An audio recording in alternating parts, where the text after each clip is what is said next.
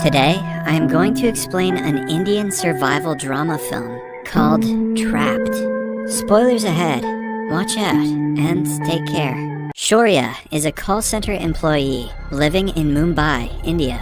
He has had a crush on his coworker, Noori, for a long time. One day, he gathers enough courage to call her, but is too shy to express his feelings. But starting that day, he calls her daily and engages in an awkward conversation that Noori seems to enjoy. She loves to flirt with Shaurya and make him nervous, but is annoyed at the fact that he never asks her out. When he calls her the next time, she asks him to guess her favorite food in 5 seconds. If he guesses right, she will go out with him, but if he is wrong, she will stop picking up his calls. Although nervous, Shaurya guesses correctly and lands a date with her. That evening, they go to a street vendor to eat her favorite food. Sometime later, they are in a restaurant, talking about different things, when Noori casually mentions that she is getting married in 2 months. A surprised Shaurya asks her if her marriage has been arranged by her parents. When she confirms this, he continues the conversation, ignoring the topic. That day marks the beginning of their friendship. Noori starts to look forward to meeting him and hardly pays attention to work. They go on several dates and start falling in love with each other. One day, Shaurya brings her to his apartment that he shares with 3 of his roommates. They lock themselves in his room and start making out. Noori stops abruptly and is visibly upset, thinking about her future. Shaurya asks her to cancel the wedding and elope with him. At first, she thinks he is joking, but starts to consider it when he insists. When she says that she cannot live with his roommate, he promises to find a new apartment by tomorrow and move in with her. Her wedding is in only 2 days, so they will have to be quick. Right after she leaves, Shaurya calls several dealers to look for an appropriate apartment. However, because of the timing and low budget, he cannot find one. He spends the entire day visiting apartment complexes with little to no progress. During one of such meetings, a stranger overhears him talking about wanting an affordable place. He approaches Shaurya, saying that he has a perfect place for him. Shaurya is skeptical at first, but he agrees to come have a look at the apartment anyway. He is brought to a newly built high-rise apartment complex that seems to be way more expensive than what he can afford. He is told that the complex was built 2 years ago, but is empty due to construction and legal issues. The apartment that he is being offered belongs to a man who hardly ever comes to the place. The stranger he just met is only a caretaker of the place, but since the owner has been absent for 2 years, he is unethically handing it to Shaurya for money. The couple will be the only people living in the massive building, which unsettles Shaurya. But when he gets a look at the apartment, he forgets about all the sketchy things related to it. It is massive, with a bedroom, a kitchen, a living area, a bathroom, and a fenced balcony. The place is clearly worth way more than the price he is paying. He finalizes the deal and gets the keys to the place. Following that, he packs up his luggage from his old place, but doesn't tell his roommates about his plans to elope. He simply claims that he is going home for a few days and leaves. Anyone that's had roommates before knows that this is a dick move. At his new apartment, he lays down a mattress, cleans the room a little, and falls asleep, hoping to surprise Noori the next day. He has put his phone on a charger, but the power cuts off. The following morning, he wakes up late and quickly does his morning routine.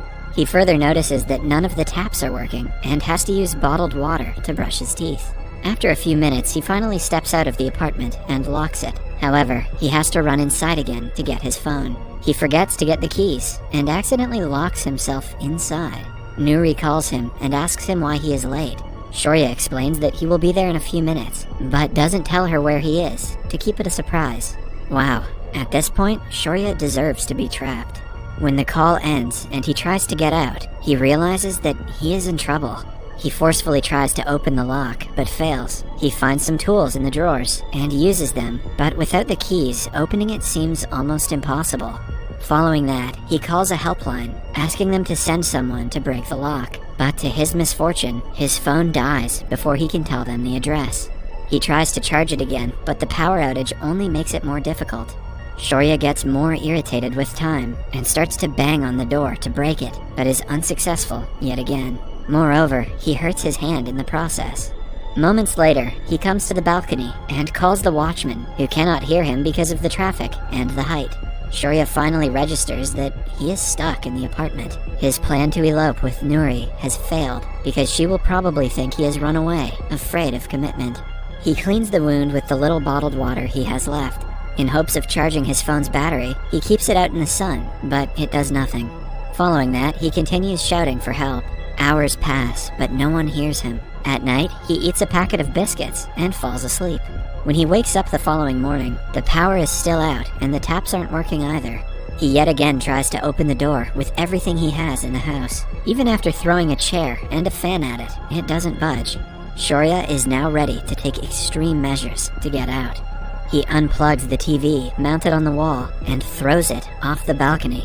It lands below with a loud bang, but the watchman still doesn't notice it. Later, he eats away all the biscuits and is left with little to no water. He notices several pieces of cardboard on top of the kitchen shelf and thinks of a plan. Using his toothpaste, he writes "help" and the name of the building on them and drops it off the balcony. To his dismay, the cardboard lands on someone's roof where no one is going to find it. 𝗧𝗍𝗃 is useless, but he doesn't lose hope and does the same with another piece of cardboard that lands on another building's roof. When he runs out of toothpaste, he uses his blood to write the message and drops 2 more cardboards off the balcony. One of them lands directly below the building, while the other one lands on someone's terrace. He stays on the balcony, waiting for someone to find them and look for him. In the evening, a woman comes to the terrace to pick up clothes that had been drying in the sun. 𝗧𝗍𝗃 gets up and starts yelling at her, but is disappointed when she doesn't notice the cardboard.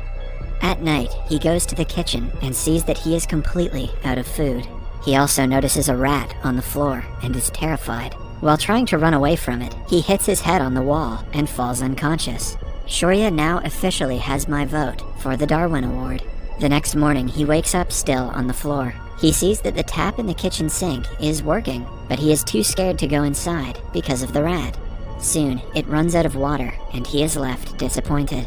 He had broken his glasses last night, so he fixes them with a pajama string. In another attempt to make someone see him, he builds a makeshift slingshot and uses it to launch pebbles at the woman on the top of the roof. The pebbles catch her attention, but she ignores them after seeing no one around. Another day passes in a similar way. At night, 𝗧𝗍𝗃 uses his clothes to write "help" on the balcony's bar and starts banging the bars with a pan. He does it until the morning, but no one hears him. The watchman finally finds the cardboard he had thrown, but the guy cannot read, so he ignores it. Later, the woman from the nearby house also finds her cardboard. She looks around but cannot see 𝗧𝗍𝗃 from that height.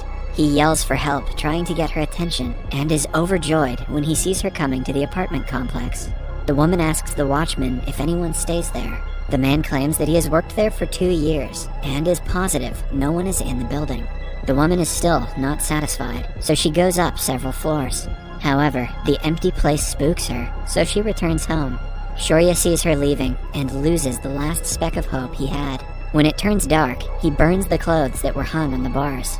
When that starts to blow out, he also lights the mattress on fire. He jumps up and down, sure that the fire is bound to get someone's attention. However, the plan goes wrong when the fire spreads to a couch. He somehow blows it out with his vest and falls asleep. Out of hunger, he dreams of eating his favorite meal with 𝗬𝗏, like they used to. He also remembers the survival shows that teach you to eat anything once you become deserted. Taking the advice, he goes to the kitchen to kill the rat, but freaks out when it runs towards him. The next day, thirst gets the better of him, so he reluctantly pees into a pan and drinks it. However, the taste makes him vomit right after. He spends the entire day sleeping and wakes up the next morning to heavy rainfall. 𝗧𝗍𝗃 quickly collects water in the pan and drinks from it. He also uses everything that is a container to collect as much water as he can, including the fridge, the flush tank, and the paint cans. The next morning, a pigeon lands on the balcony. With his only chance, 𝗧𝗍𝗃 uses the slingshot to kill it and use it as food.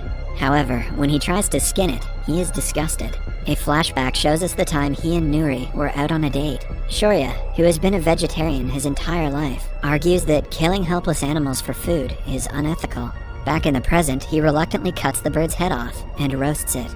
He also gets over his fear of rats and manages to trap it. When the isolation gets the best of him, he talks to the rat about all the ways he can escape.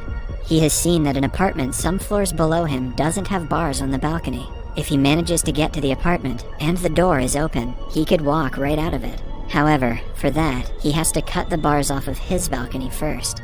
The only tool he has is a metal sheet, but he starts sawing it anyway. Several days pass, but he doesn't give up trying to cut it. He feeds on ants, cockroaches, and occasional birds. When things get tough, he starts to miss the little things he used to dread, like getting pushed by sweaty people on the bus. Weird fetish, but okay. After many days of sawing and burning the railing, it finally breaks. 𝗧𝗍𝗃 takes the chance and carefully climbs down the bars of 3 floors. When he finally gets to the one with no bars, his legs are too short to climb in. He uses his belt for support and finally gets inside. With much courage, he pulls the door to the apartment and is overjoyed when it happens to be open. He climbs down the stairs and finally makes eye contact with the watchman. He has 100 things he wants to say to him, but he simply walks away. A week later, Nuri comes to visit him in the hospital. She believed that he had abandoned her and has already gotten married. He tries to hold her hand, but she moves it, knowing that they cannot be together now. Some days later, 𝗧𝗍𝗃 returns to work, but is shattered to see that his friends and colleagues had not even noticed his absence. Later that day, he goes to his favorite restaurant and enjoys his favorite food that he missed dearly. In the final scene, he returns to the apartment and looks at the broken bar. The moral of this story is, I give up.